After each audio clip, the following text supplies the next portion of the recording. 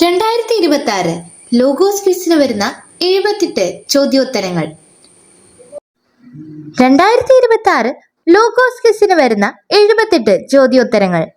വിശുദ്ധ യോഹന്നാൻ 4-ാം അധ്യായം. Question number 166.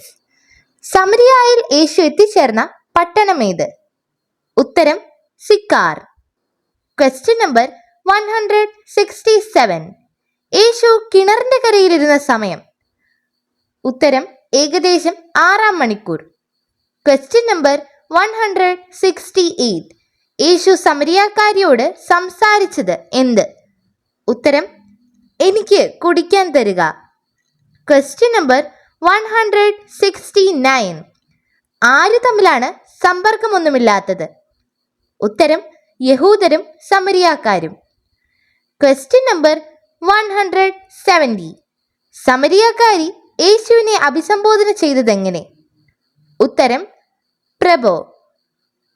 Question number 171. നീ അവനോട് ചോദിക്കുകയും അവൻ നിനക്ക് ഡാഷ് തരികയും ചെയ്യുമായിരുന്നു. പൂരിപ്പിക്കുക. ഉത്തരം ജീവജലം. Question number 172. സമരിയാക്കാരി സ്ത്രീ യേശു ആരാണെന്നാണ് പറഞ്ഞത്? ഉത്തരം പ്രവാചകൻ. Question number 173. യഥാർത്ഥമായ ആരാധനാ സ്ഥലം എവിടെയാണ്?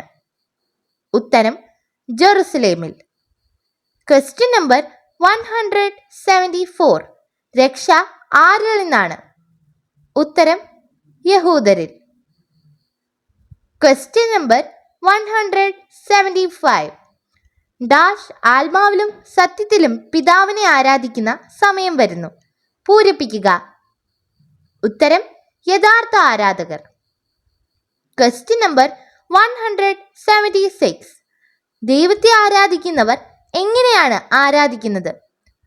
ഉത്തരം ആത്മാവിലും സത്യത്തിലും. Question number 177. സമരിയാക്കാരി സ്ത്രീ കുടം അവിടെ വെച്ചിട്ട് എവിടേക്കാണ് പോയത്? ഉത്തരം പട്ടണത്തിലേക്ക്. Question number 178. യേശു സമരിയാക്കാരോടൊപ്പം എത്ര ദിവസം താമസിച്ചു? ഉത്തരം 2 ദിവസം. Question number 179. സമരിയായിൽ നിന്ന് യേശു എവിടേക്കാണ് പോയത്? ഉത്തരം ഗലീലി. Question number 180. ആസന്നമരണനായ മകനെ സുഖപ്പെടുത്തണമെന്ന് പറഞ്ഞതാരാണ്? ഉത്തരം കബർനാമിലെ ഒരു രാജസേവകൻ. Question number 181. പോകും വഴി മകൻ സുഖം പ്രാപിച്ചിരിക്കുന്നു എന്ന വാർത്തയുമായി ആരാണ് എതിരെ വന്നത്? ഉത്തരം ഭൃത്യന്മാർ. Question number 182. രാജസേവകന്റെ മകൻ സുഖം പ്രാപിച്ചതെപ്പോൾ? ഉത്തരം 7-ാം മണിക്കൂറിൽ. Question number 183. യൂദയായിൽ നിന്ന് ഗലീലയിലേക്ക് വന്നപ്പോൾ യേശു പ്രവർത്തിച്ച 2-ാമത്തെ അടയാളം ഏത്? ഉത്തരം രാജസേവകന്റെ പുത്രനെ സുഖപ്പെടുത്തുന്നു.